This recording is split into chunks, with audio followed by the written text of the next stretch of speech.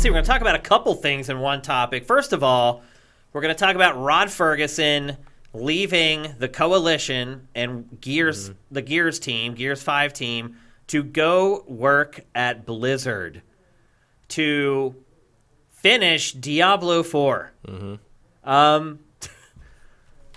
So, for those of you who don't know, Rod, his nickname inside the industry is the closer. Yeah. He is known to go into troubled projects, whip the team into shape really quick, and ship the game. Most notably, BioShock Infinite. Yeah, actually. Yeah, he went there pretty much just to do that. Just it's to like do a that. ringer. And he got it out in a year. And he did. And it was that game was like, that was almost canceled. Yeah, it was real close. Yeah, I mean, it was right on the fringe. And a lot of people complained because it didn't end up being what was kind of marketed at first, but that's because they had to get the game done. And let's be honest, Irrational was irrational. Like, they just thought they could do things in the game that they weren't capable of doing. So Rod came in, was like, look, this is the stuff we're doing right. We're going to focus on this. The game won't be as long. It won't have some stuff that you guys have promised, but it'll be a good game and a fun game. And it was. Like, I really enjoyed BioShock Infinite. I think you can definitely tell a ton of stuff ended up on the cutting room floor. Yeah, for sure.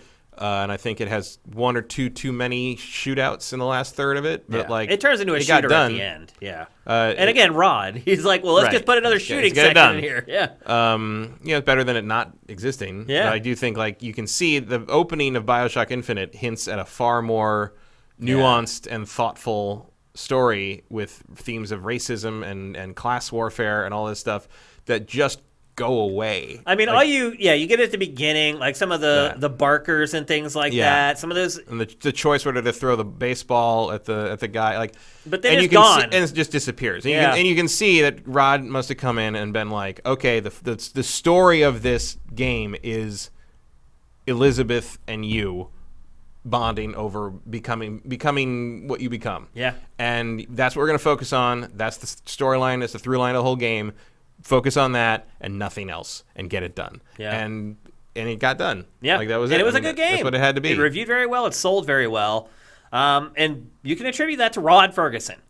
So then Microsoft, obviously, Cliff Bleszinski decides, and he came from Epic. He came from Gears, the Gears stuff, from the Gears team to do that. Yep, and so obviously with Cliff Bleszinski deciding that he didn't really want to be a part of it anymore, and Microsoft opening a new studio to kind of get Gears, Microsoft bought the IP from Epic, or did they already own the IP? They bought it. They bought it from Epic. They outright bought the Gears IP. So he moves to work with Microsoft to continue working on the IP that he had worked on for a long time. And he had just taken like a couple-year hiatus to work on BioShock. And he cranks out a couple Gears of Wars games right on schedule. I don't know if I would say they're excellent games. They're definitely good. I think Gears 5 comes pretty close. Yeah. I mean, I like them both, to be honest with you. I mean, both games are good. I think, kind of the cat is out of the bag for Gears at this point, so he didn't have the advantage of surprise like you had with kind of the first couple entries. It's a known quantity right now. But there's I think that's Gears' like biggest weakness right now is frankly that it's Gears. Yeah. We know what it is. We know what it can be, and like if you can't really go outside the lines too much without making it not Gears anymore. Yep. But I'll say this, like it's still Gears. Yeah. Like he didn't go to Microsoft and just completely flip the script and turn it into something that it's not. I thought he was pretty true to the tone and. Yeah. I think Gears has made the transition in that regard way better than Halo has. Oh yeah, absolutely. Yeah, there's no doubt about it. I mean, the output for Gears on Xbox One, it's no comparison. No. So kudos to him. Like he did a good. They had to set up a brand new studio to do this. So he goes in, hires everybody, sets up everything, builds the studio, and still gets a couple excellent Gears games out. Off the back of a series that already had 4 entries that we forget about the 4th one sometimes, but like, yeah. I mean, that's not easy to follow. It's a tough act to follow. Halo had the same problem, and they did not manage it nearly as well as the Coalition did. Yep. So Rod, after basically saving Gears of War and making sure that it's still relevant for years to come, and gorgeous. Look at the faces in this game. Yeah, absolutely. Look at that. I know. And it's, I mean, on my base Xbox One, it looks like that. That's the crazy part. Like, the base Xbox One looks amazing still for this game. So anyway, I'm sure Blizzard knew his reputation very well. And it appears that Diablo 4 was in deep trouble. Because just like everything else at Blizzard. Yeah, because they headhunted him and hired him away, and he's moving down here to Southern California to take over for Diablo 4. I mean, if there's one man you would want to do that. Well, I would say if there's one man that you would want to come in and finish the game, yeah, it's him. Mm-hmm. If there's one man I would want to be the creative force behind Diablo 4, he would probably not be my first choice. Who but would? my assumption is that the people who know that very well inside Blizzard are still there. Mm-hmm. At least that's my hope. But also, like, I feel like even this early in the project, where they're talking about how it's not soon, even Blizzard soon. You are looking down the track and being like, we need to make sure this thing comes in this decade, basically. Yeah. And I feel I don't like think Rod would go there if he was like, this is going to take 5 years. Like, I just thought that's just not him. I think he's never worked on anything that long. No, but I also feel like it could be something like Blizzard's like, this is going to take 5-6 years, and maybe they talk to Rod about it. Rod's like, I can get that done for you. I can name that tune in 3 notes. You know? It's possible. You may be right. Because part of it is like, he came in with BioShock was a very, I think, bloated project, and I think he came in to just cut the fat off of it. In this one, I think his specialty is organization and streamlining, and I think just about anybody who's played games for as long as he has or we have knows what Diablo should be. Yeah. And someone who's as good at organization, as good at knowing what's a waste of time and what's a valuable use of time, like as Rod I think he could just step into that Diablo 4 project and be like, all right, this is Diablo. This isn't Diablo. Why are we doing this? Why aren't we doing this? This needs to be prioritized. Don't worry about this. Like he can cut the fat pretty quick. He can make that thing work like a well-oiled machine. And he could, and that's always, from my understanding, kind of been his specialty, even in the old Gears games, where like Cliff was dealing with sort of the creative ideas and the crazy ideas and what made it Gears and sort of the destroyed beauty look of everything. And Rod was the one who made sure it happened. Right. Or told him that it can't happen because we have a production schedule that needs to be met. Right. And that's, I think, exactly what Blizzard needs right now. And as we talked about before, Diablo 4 needs to nail it out of the gate. You cannot have another Diablo 3 situation where you have to get rid of the auction house and revamp how all this stuff works and figure out by the time of the first expansion how to make it actually good. This thing needs to be good when it comes out because Blizzard is hanging by a thread in terms of reputation at this point. Skating on thin ice right now. So I think Rod Fergusson is a brilliant hire for that. I have a feeling like within 4 years, he'll be running all development at Blizzard. Would not shock me at all. He will, and he won't even have to work that much at that point. He'll have disciples around him who know. Oh, yeah. I mean, if I were at Blizzard, even on other teams, I would be in line to ask him like 3 key questions about my project. Now.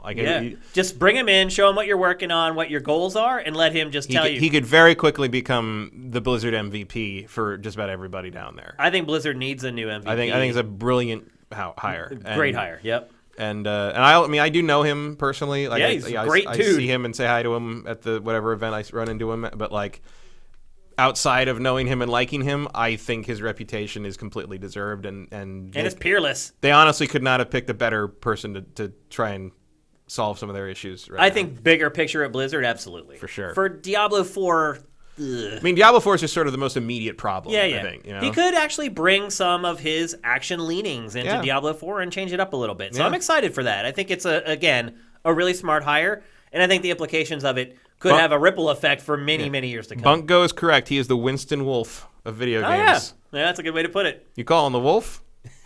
That's all you had to say. They call him the closer for a reason. Yep. The other side of this story is that obviously Rod left the Gears team at Microsoft, and the body didn't even get cold before Cliff Bleszinski went on social media and was like, Hey, I'll do it. Hey, I hear you're looking for somebody to make Gears of War games. You're looking for a rabbit? Yeah.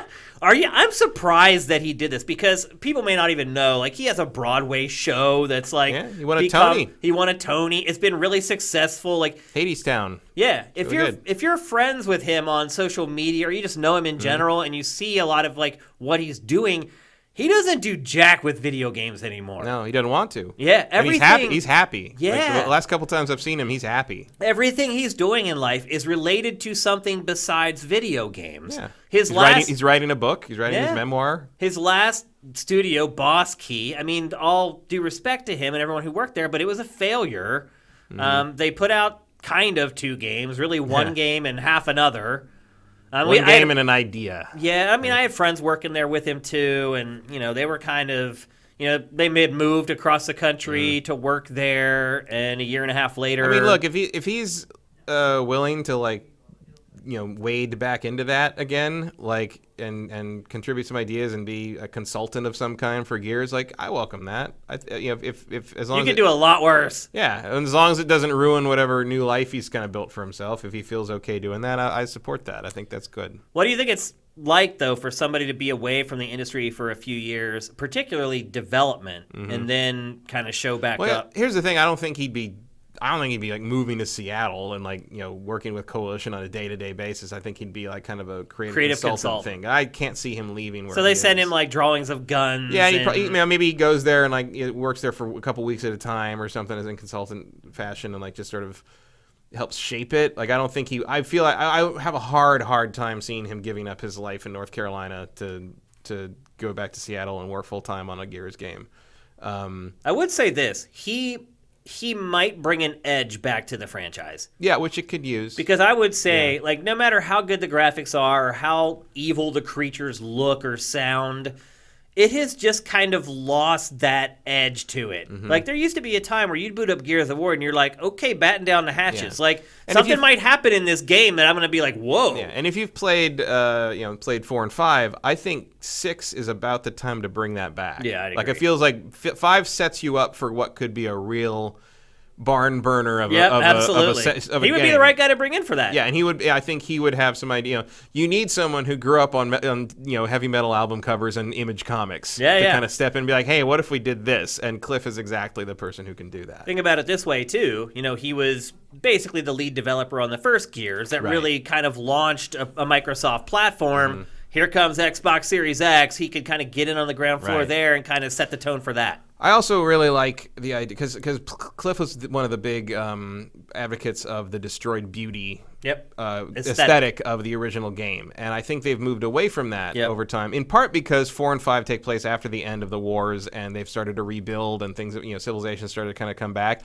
And if you could take 6 and sort of rip that apart again, and let Cliff sort of guide what the look of kind of almost to be able to see in real time this beauty, because they did make a really beautiful civilization on Sarah, and you could see the remnants of it in the ruins in the first Gears game and 2 as well. But I think they nailed it the best in that regard in 1, and it would be really cool with the new power, new tech, and everything to kind of give Cliff the opportunity to sort of destroy that beauty in real time, if that makes sense. Really see these things. They've rebuilt the stuff, and now that would be a thing I'd really be interested to see him sort of set loose on. Yeah, I can't think of anybody better to helm the next Gears. I agree with you. I don't think he'll give up his life, although I don't know why he would rather live in North Carolina than Seattle, but he loves it there.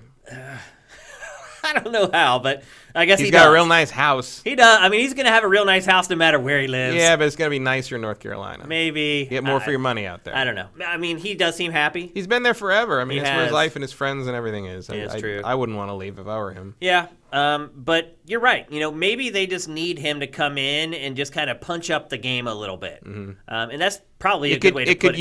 It could use a little tooth. Yeah. It could use more teeth. Which you never thought that franchise would have gotten to that place. But it had kind of turned a little vanilla over the last entries. Great games. I agree with that. Solid on every front. It doesn't bother me, but I think you could really turn a corner with it in 6 if you brought a little more Bleszinski to your sidearm. Yep. Microsoft, are you listening? Yeah. Coalition, are you listening? And I just think Cliff, are you willing? Cliffy. I mean, I just think the industry is better with Cliff Bleszinski in it. That's true. I would agree with that. He has a way, people care. Like it or not, people care about what he says, and he has a way of stating things that I think most people can get behind and understand.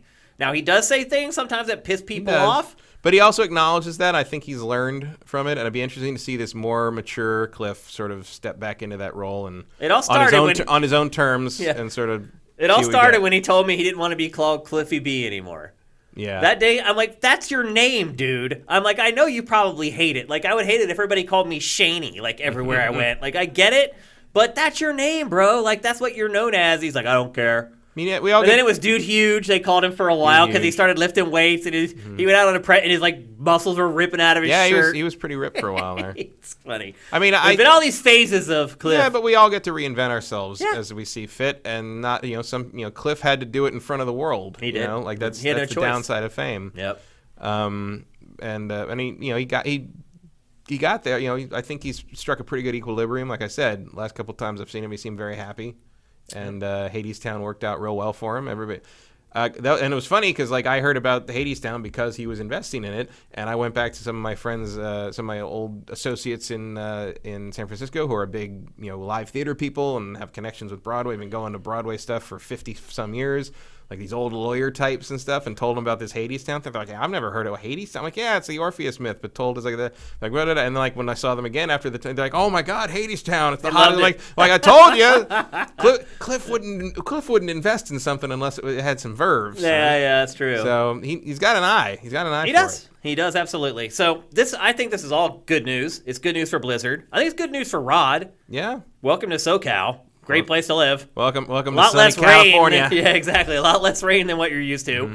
I think this is perfect for Cliff. If they would bring him in as a consultant, he could do as little or as much as he wanted to. I think he could have a huge impact on the next Gears. Mm-hmm. So I think it's just gravy all across the board. Everything's for once. We have a feel-good story. Yeah. It seems like they're too few and far between in this industry anymore. Sorry, System Shock 3. Team. Yeah, we did. All right. We feel bad about that, but this is good.